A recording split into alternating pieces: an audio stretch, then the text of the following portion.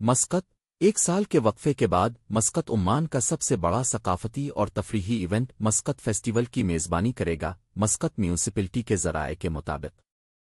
تقریباً ایک مہینے طویل یہ فیسٹیول جو کہ اب اپنی 23 اشاعت میں ہے 3 مرکزی مقامات پر منعقد ہوگا کرما نیچرل پارک نسیم گارڈنز برکا میں اور الامرات پبلک پارک مسقط فیسٹیول جو کہ ایک نئے ہائیبرڈ فارمیٹ میں ہے میں شاندار آتش بازی براہ راست تھیٹر پرفارمنسز اور ڈرون ڈسپلے شامل ہوں گے عوام کو خوش آمدید کہنے کے لیے مختلف ثقافتی ایونٹس اور نمائشیں بھی ہوں گی جو عمان کی بھرپور ثقافت اور ورثے کی عکاسی کریں گی مسقط فیسٹیول میں کھیلوں کے مقابلے بچوں کے لیے سرگرمیاں اور بین الاقوامی کھانے کے اسٹالز بھی شامل ہوں گے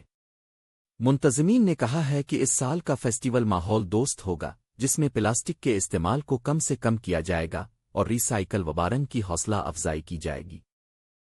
فیسٹیول کا مقصد نہ صرف تفریح فراہم کرنا ہے بلکہ عمان کی اقتصادی ترقی میں بھی کردار ادا کرنا ہے کیونکہ یہ سیاحوں کو اپنی طرف متوجہ کرے گا اور مقامی کاروں کو فروغ دے گا